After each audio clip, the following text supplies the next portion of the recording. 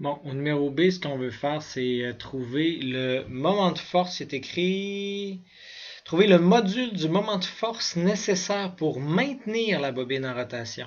Donc, il y a deux moments de force. Il y a le moment de force qui est fait par le champ magnétique puis le fil, donc la force magnétique.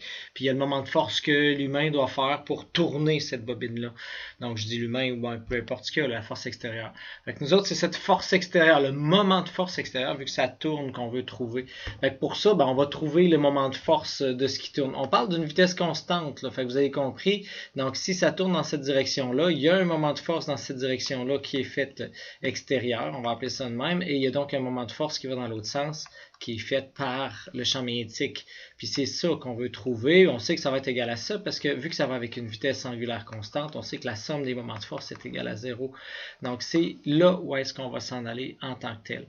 Bon, fait que pour ça, je sais que le moment de force qui est fait par le champ magnétique, c'est donné par le moment dipolaire magnétique produit vectoriel dans le champ magnétique. Donc le moment dipolaire magnétique, on avait vu que c'était le nombre de spires. Dans le fond, on a le courant, on a l'air, puis on a le vecteur unitaire normal qui est perpendiculaire à la surface, qui vaut 1, mais qui nous permet de savoir l'orientation par rapport au champ magnétique, par rapport à notre système d'axe en fin de compte. Et ça, on va faire notre produit vectoriel avec notre champ magnétique comme ça.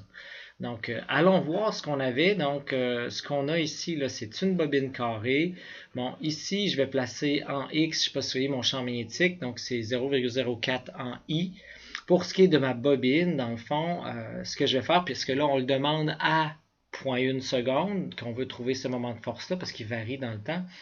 Ce qu'il faut que je fasse, il faut que je le place. Donc, je l'avais déjà placé, là, et replaçons-le. Le temps qu'on a, on sait que c'est 4pi fois t. Hein, ça représente mon angle. Quand je vais mettre 0,1, ça fait 0,4 pi. Ça, c'est des radians. Puis si je transforme ça en degrés, ça veut dire 72 degrés. Donc, ça veut dire que en bout de ligne, là, si je regarde ça ici, mon plan était comme ça avec un angle de 0. Hein, donc, ça, c'est mon cadre. Ça, c'est mon vecteur unitaire normal ou mon vecteur surface. Je me rends compte que ça n'a pas pivoté de 90, ça a pivoté de 72, donc c'est rendu dans cette direction-là comme ça. Et j'ai mon vecteur unitaire qui est ici, là, UN. Puis ça, je vais falloir que j'en aie besoin là, pour le trouver. Donc, je sais que c'est 72 degrés, ou bien je vais l'utiliser en radian, on va pouvoir faire ce qu'on veut. Donc, ce que j'ai ici, c'est que mon vecteur moment de force, en fin de compte, c'est un vecteur qui est là.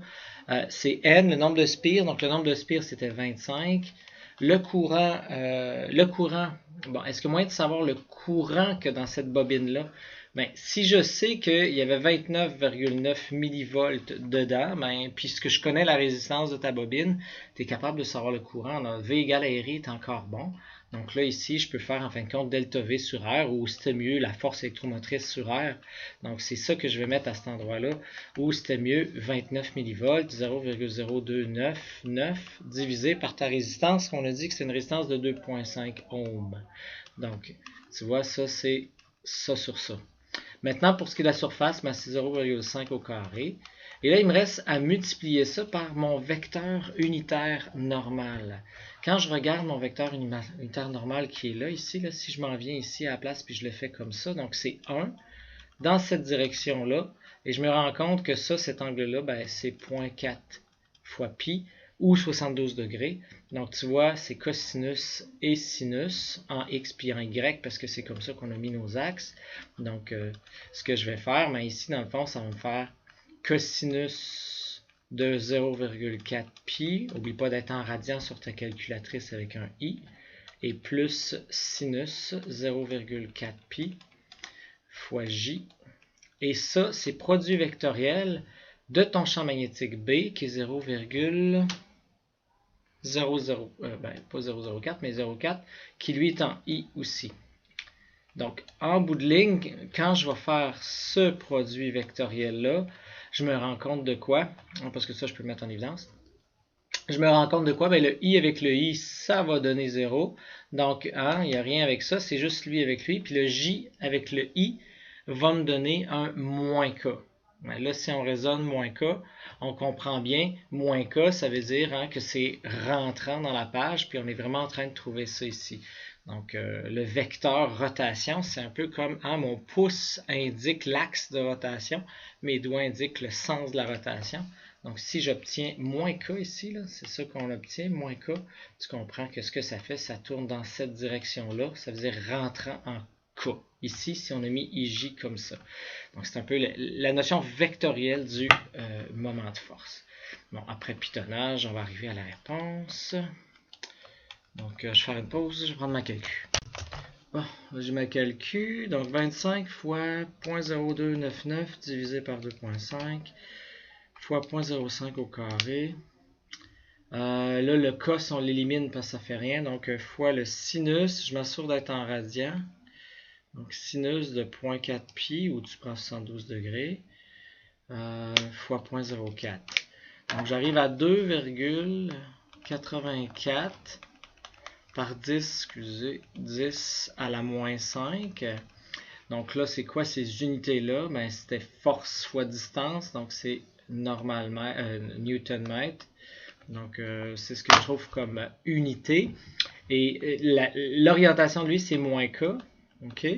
Donc, si je veux le moment de force pour maintenir ça, ben, c'est la même grandeur, mais sans s'opposer. Donc, on pourrait dire motrice ou on pourrait dire extérieur ici. Là. Le vecteur, moment de force, c'est la même chose, mais en plus K. Donc, si vous aimez mieux dans le sens horaire par rapport à ça, donc c'est lui, là, il faut que j'aille dans cette direction-là. Donc, ça, si je mets mon pouce, là, on se rend bien compte que ça tourne bien vers comme ça. On sait que la somme des moments de force donne 0.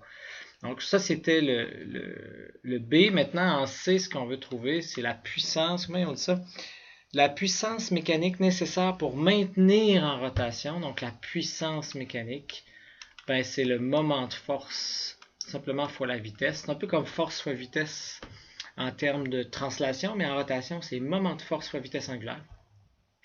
Donc, on prend nos deux affaires, 2,84 par 10 moins 5, et je vais multiplier par ma vitesse angulaire qui est 4 pi, en fin de compte, en rad seconde. Donc, je prends la réponse que j'avais, je sais pas si je l'ai encore. Ouais, fois 4 pi. Donc, j'arrive à 3,57 par 10 à la moins 4. Donc, ça, c'est des watts. Hein, c'est une puissance. Et après, on vous demande quelle est la puissance électrique dissipée. Donc, en D, la puissance électrique dissipée. On sait que ça va être la même chose, mais on peut calculer avec RI carré ou delta V carré sur R. Ben, si je prends delta V carré sur R, 0,0299 volts, puis je l'élève au carré, puis je divise par 2,5 ohms. Donc, je devrais arriver à la même chose. 0,0299 au carré, divisé par ma résistance. Et j'arrive à 3, la même affaire dans le fond, 3,57 par 10 moins 4 watts. Enfin, je me rends compte que tout ce que j'ai donné s'est transformé en électricité, qui s'est transformé en chaleur. C'était ce numéro-là.